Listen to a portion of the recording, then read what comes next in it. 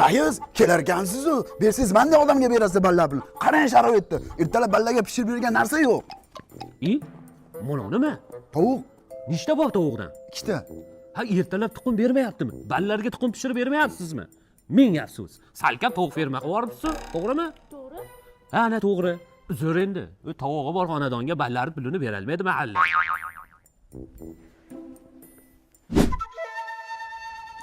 Nima bo'ladi? O'g'lim, men senga aytganman, tovuq yaxshi olib kelmaylar. Qara, 2 ta tovuq minusimizga ishladi. Xotin! Kechqurungi tovuq sho'rva, harakatingni qil, yeymiz. Hammani gapimni eshit, men bordim. Kirdim. 2 ta tovuq. Ho'kiz, nima qilyapsan yoqda? So'rashmoq. Bor. 2 ta tovug'i bor ekan, mahalladan yordam berolmaymiz tovug'i borlarga. Meni tushun. Ha, bo'ldi. Hop. Assalomu alaykum. Va alaykum assalom. Qani dadang? Dadam yo'q edilar. Mahallaga ariza bergan ekansizlar, yordam qilinglar deb. O'shanga bir xafa bo'lmaysan, tekshirib olamiz. Temir toki mashinasi bo'lsa, yordam qila olmaymiz, to'g'rimi? Ha, to'g'ri. Ha, ana to'g'ri. Hop. Shoshmang rais buva. Qarang, men nimadir topdim. Ming afsusi, dadangga aytib qo'y, xafa bo'lmasin. Biz DVD'si bolalarga mahallada yordam bera olmaymiz, to'g'rimi? To'g'ri. Ha, ana to'g'ri. Ketdik to'y bilan.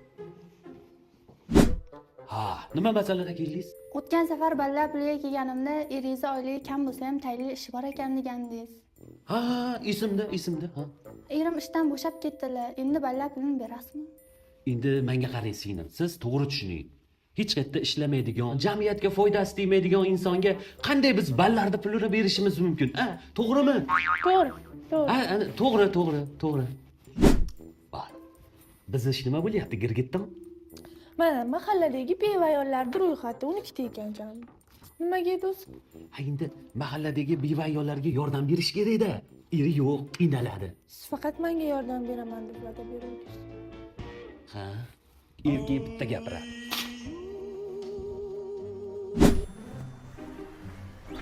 Do'stim, sizga yaxshi bo'lsa, yakras pul olib kelyapman. Balla pulni olgani keldingmi? Qayerda olaman balla pulini? 3 odamni dokument qilib yuribman. Kecha-kunda uyga keldi. Tovuqing bor ekan deb yana bermadi. Tovuqni pishirib so'yib yubordim. Hozir kelsam yana bahona qilyapti. Ya, aldamagin. Familiyangni bilaman-ku. 1,5 yildan beri pul olasan-ku. Shunaqami? O rais, to'xtang, shoshmang. Hozir menga siz bir nima degani vahshiy haqqingiz yo'q. Xo'pmi, hurmatli fuqaro? Nimaga? Hozirgina ishdan bo'shadim. Mana ariza. Qanaqasiga? Kirdikorlarim bilib qoldingizmi? Ha. Hokimiyat meni kirdikorlarimni bilib qolsa ishdan bo'shatadimi? Ha, o'shancha o'zim bo'shab qoldim, to'g'rimi? Ha, to'g'ri. Ha, to'g'ri. Endi bir qarshi bo'lmasangiz, yoshlarga joyda bo'shatib qo'ysam-a?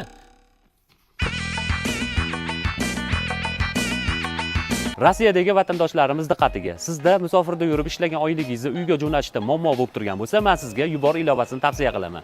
Bu ilovadan zo'r kurslarda dollar yuborishingiz mumkin. Undan tashqari, Humo uz kartlarga ortiqcha foizlarsiz so'mni ham yuborishingiz mumkin. Demak, nima qilamiz? Yubor ilovasidan uyga pul yuboramiz. Ha, aytgancha, bu ilovani siz Play Market va App Store dan topishingiz mumkin. Sog' bo'ling, omon bo'ling.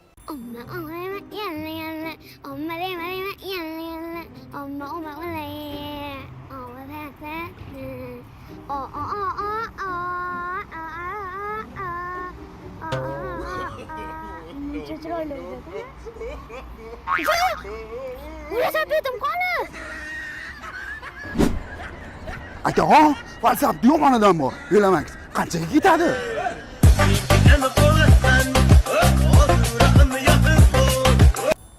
Yusuf, men javob uylanaman. Cho'ching. Aka, ehson qiling. Tur yo'qlar, oyoqda o'ralashma. To'xtang, pastmisiz? Bering, hozir nima deyatdingiz? Maqtanyatdingiz, pulim ko'pdi. Men ikkinchi ro'paramdan chiqman.